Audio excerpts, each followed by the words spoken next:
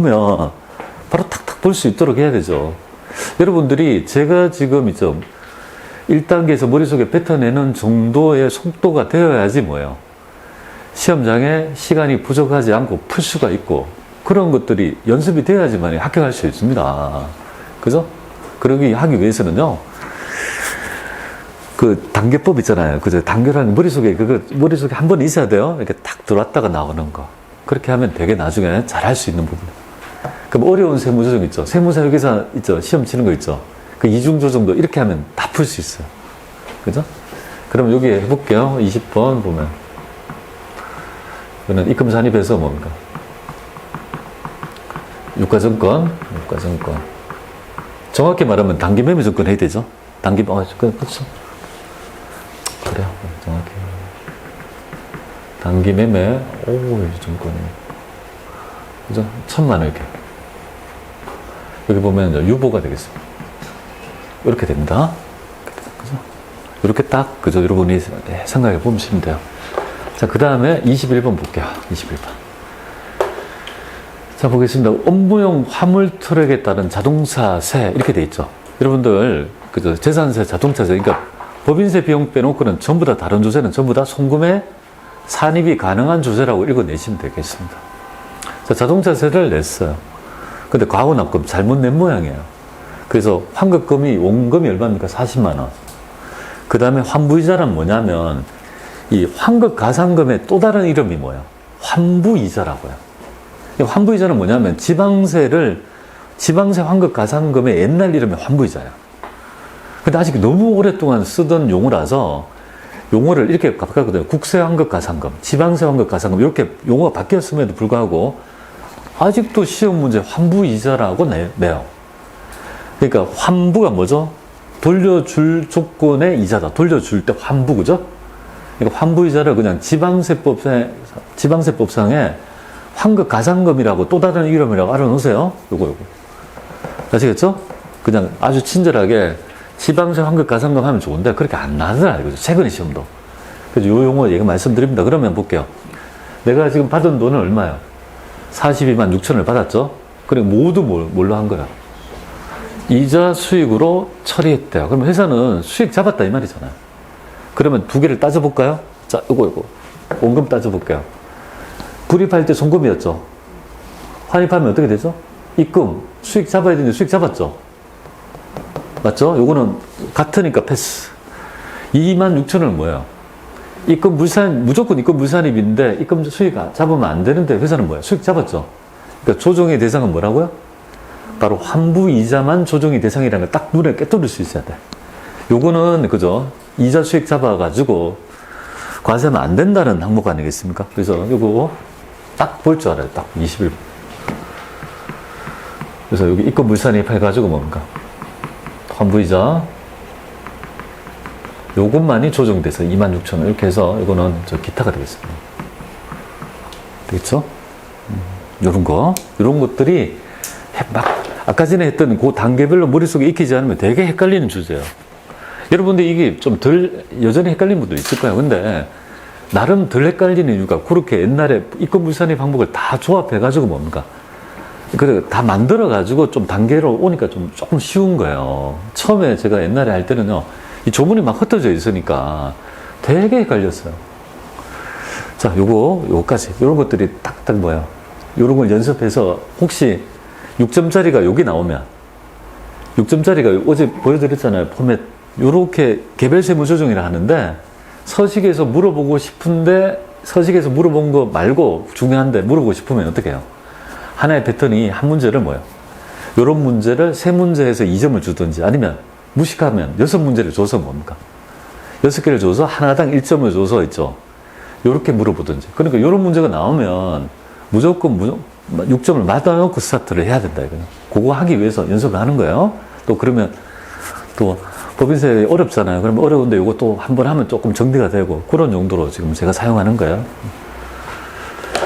자, 요거는 어저께 했고, 요것도 했고, 좋아요. 요까지 좀 해봤죠, 그죠? 우리 배운 지 며칠 안 된 3일째 밖에 안 되잖아. 근데 세무조정 되게 많이 한다, 그죠, 여기서. 그치?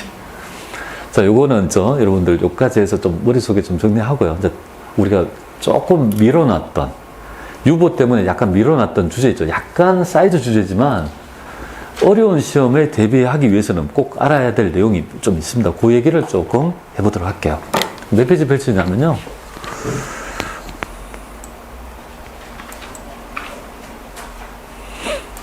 여기 있네. 여기 우리 유보하기 전에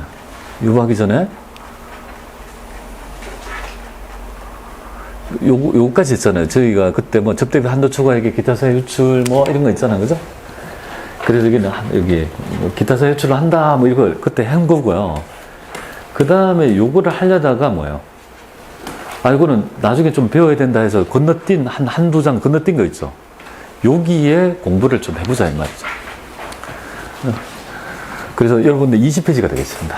20페이지의 내용을 조금 한번 보도록 할게요. 뭐 어렵다기보다는 그저 좀 잘 안 나오는데 최근에 우리 법인세에 이론이 몇 개 나와요? 2개 나와요, 2개. 그러니까 전산세무 1급에 법인세법의 규정이 있죠. 이론 문제가 2문제 나온다고요. 그 방대한 것 중에 도대체 뭘 내겠냐 이거잖아요. 그러니까 한 문제는 쉽게 내요. 그러니까 한 문제를 어렵게 내서 조금 있죠. 난이도를 좀 보는데 그 중에 어렵게 낼 때 업무형 수용자 있잖아요. 그거랑, 그죠? 이거 낼 때 여기에서 조금 가끔 내는 것 같아요. 그러니까 여기에 있는 기출문제를 좀 풀어보고 내용들을 조금 정리해서 여러분이 조금 혼동되지 않도록 그렇게 해볼게요. 한번 볼게요. 뭐. 자, 이거 2개 한번 볼게요. 사유출 등 기속 불분명 있죠. 여러분들 유출된 금액 중에서 기속에 따라 뭐 배당이랄지 상해랄지 기타 소득이랄지 기타 사유출을 처분한다고 했지 않았습니까? 그때 기속이 불분명하면 뭐예요? 뭐라고 했습니까? 대표자 상해로 처분한다 이 말이잖아요. 그거에 대한 얘기 한번 볼게요. 이게 좀 틀린데 외상 매출 누락이라면 어떻게 되겠습니까? 외상 매출 누락했다면 요거를 누락했다 이 말이잖아요. 그럼 머리 포커스가 어디에 맞춰요? 저 자산증가 1,000원에 꽂혀가지고 유보 있죠. 입금사는 유보 이렇게 세무적 유보가 되잖아요. 뭐 되죠?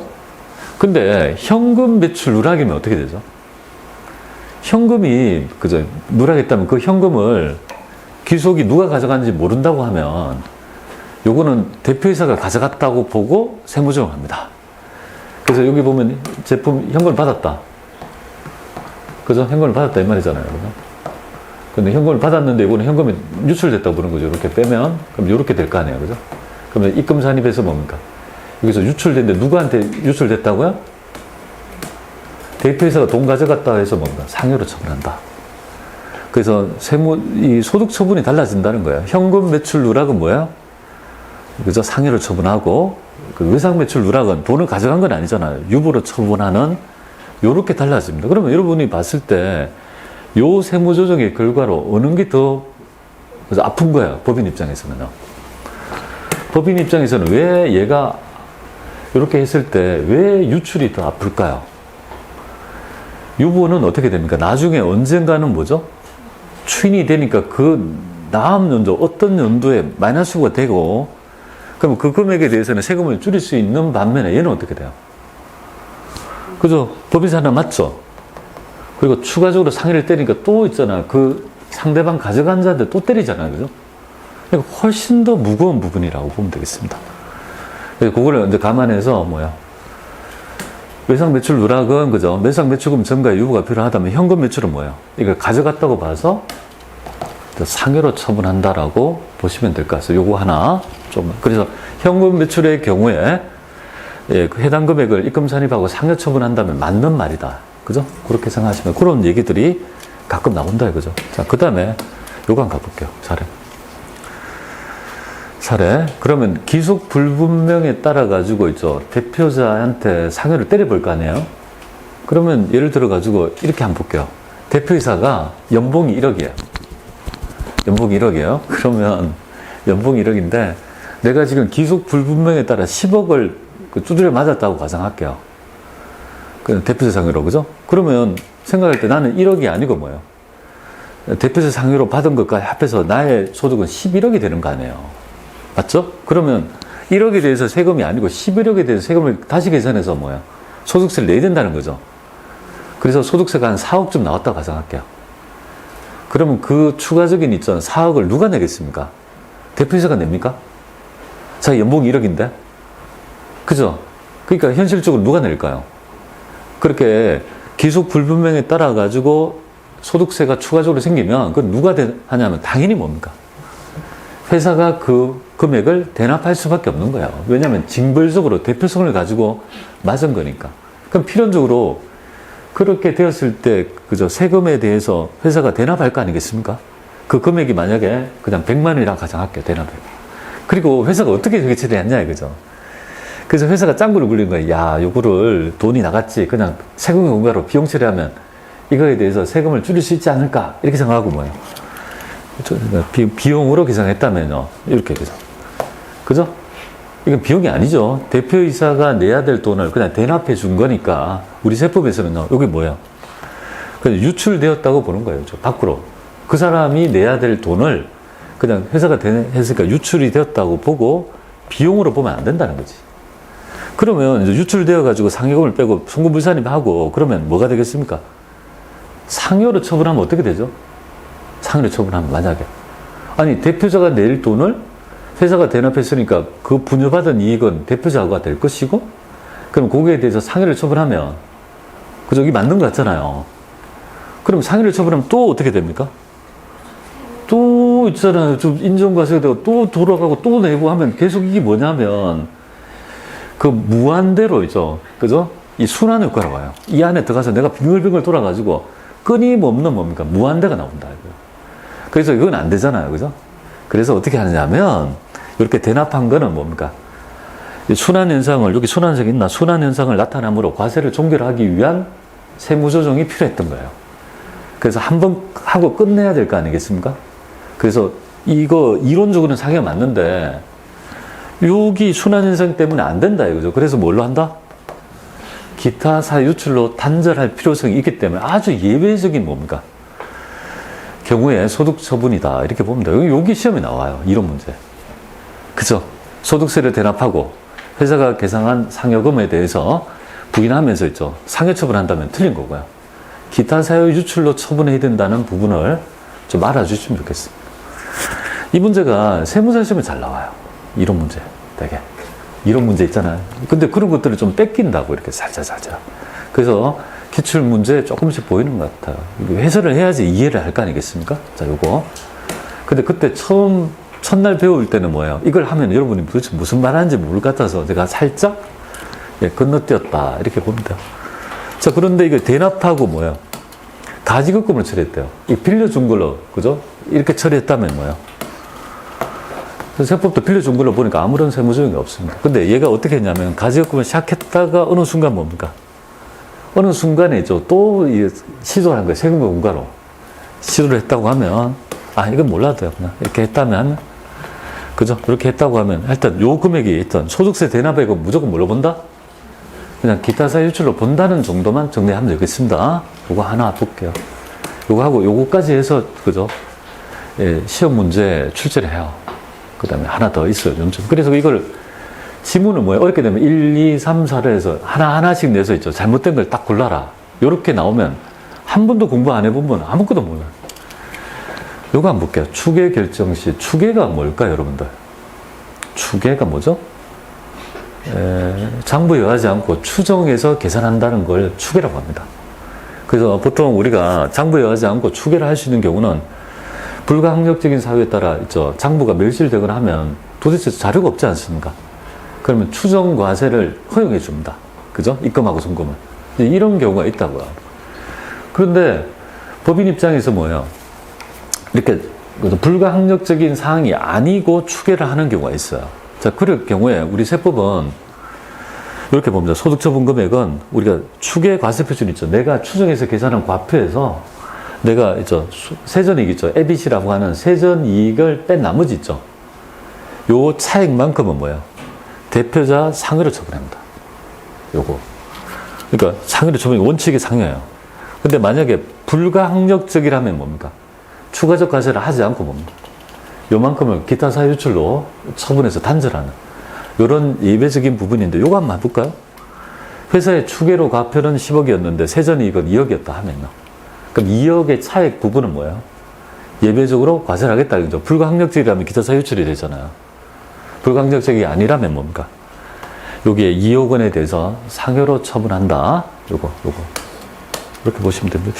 그래서 아마 추계로 한 부분에 대해서 장부에 대해서 있죠.